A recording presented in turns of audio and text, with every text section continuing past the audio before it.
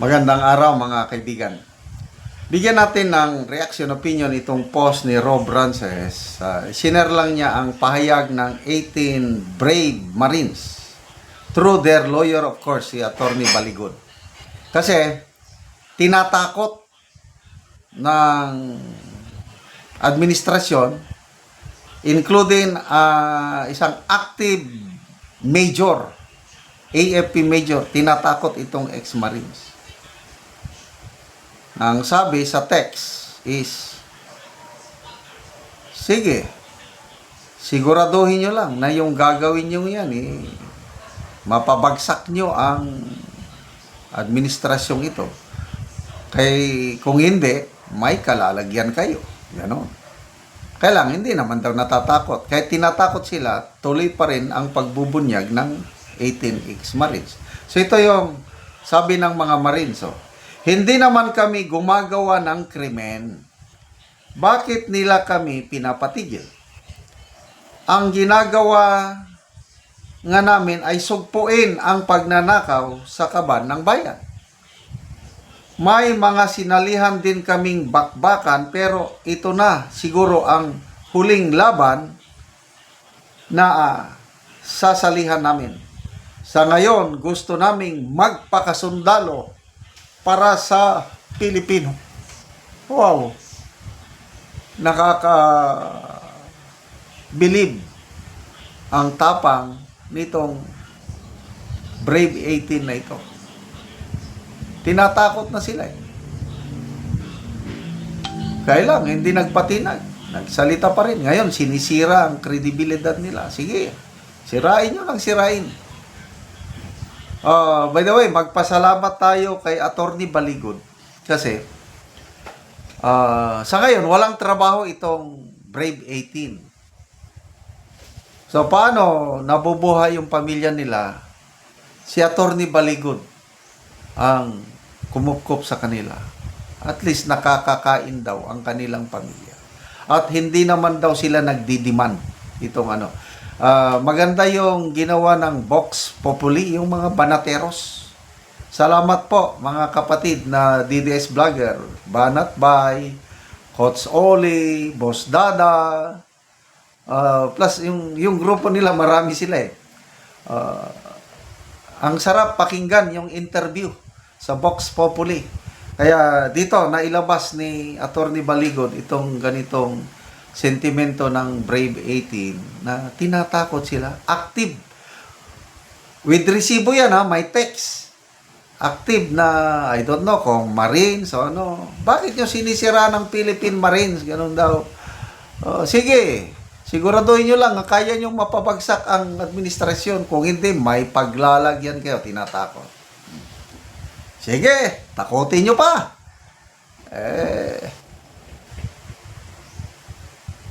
Laban lang ng laban, mga Brave Marines. Nasa likod nyo ang mas nakakarami sa taong bayan. Basa tayo sa mga comments.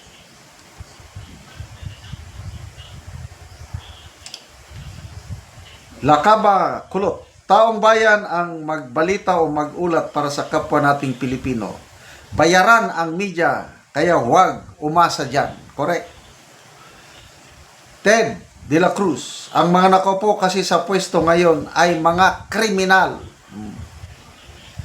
Radino Aliones, darating ang araw na tanggalin ang lahat ng media companies, palitan ng makatao at makabayan, walang kinikilingan. Jasper Clorina, maraming salamat po sa inyong lahat. Tin March, mabansag, mind blocking and conditioning ang mainstream ngayon. Pansinin nyo, ang balita nila at video, puro panig ng kalaban at pinapakita at post para malinlang ang utak at paningin ng tao. Ethel Kipanes, calling out our uniform officers and members to please listen to this small voice in your mind telling you to do the right thing and fight corruption. Then join your comrades who are now standing to the truth. Do not be afraid. Okay. In fairness, sa mga men in uniform, yung nasa active, nagmamasid yan, alam nilang nangyari, kailang hindi sila pwedeng sumali. ay hindi ko gusto. Ang advice ko, basta nasa active ka, huwag kang sumali sa usaping politika. Tahimik ka lang. Pabayaan mo yung mga retired na magsalita. The only way na pwedeng magsalita ang active is tuwing eleksyon. Kaya nga nagsalita sila nung midterm election May 12, yung absentee voting. Oh. Sinong nanalo? PDP laban. Yung Duterte, pasok lahat sa top 10, panalo sa boto ng mga men and women in uniform. Basura. Inidoro ang kandidato ng alyansa. Tinalo pa sila ni Pastor Kibuloy. Nakakahiya.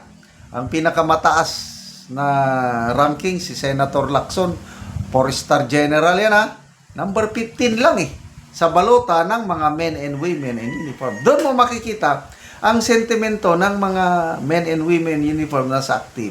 Kaya lang hindi sila pwedeng makisawsaw sa usaping politika dahil bawal sa kanila, kawawa ang kanilang pamilya. Okay? So huwag nyo nang guluhin ang ating mga men and women in uniform. Okay. John Red Vasquez, that is the true meaning of patriotism, my friend. Share the sig. Hindi pwedeng walang managot. Yan po ang statement ni BP Sara. Tama yon. Baby Santos, God is with you. God is watching. Ano pa? Perez Nino, thank you Marines for standing. Susan Oriarte, ituloy nyo ang laban dulo hanggang dulo. We are true Filipino who loves democracy. Ana Yarano, nasa likod nyo ang taong bayan. Idoy Go, salamat po dahil para sa Pilipinas nating mahal ang ginagawa nyo. O ako, mag-comment na rin ako. Sasabihin ko dito, may salute and admiration. Yan. Saluduhan natin itong mga brave 18 na ito. God bless you more. Salamat mga kaibigan sa inyong pagsubaybay sa ating channel. Nakakatulong kayo ng malaki sa tribong Talandig ng Bukidnon dahil ang income natin sa channel na ito is pantulong po sa tribo. Namimigay tayo ng libreng yero at pako para makapagpatayo sila ng mas maayos na tirahan. Kaya panoorin ninyo ang video na ito. Karon mo na ni ang mga hero nga ipangatag sa mga tao, so naay nagkuha karon. Nagkuha. Pamilya. Wala ni sila ang tabangan.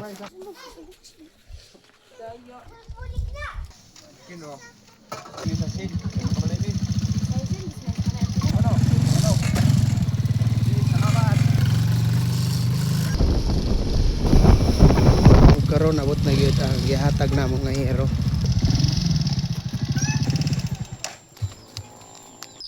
Og karon mo na ni ang atop sa natagaan na mo hero. So mo na ni ang iyang atop nga mga hero nga buslot na. So karon mapulihan na gyud ni kay magatop naman siya. So mga kuan na gyud buslot na gyud kaayo kay isklastipan ra gani ang uban.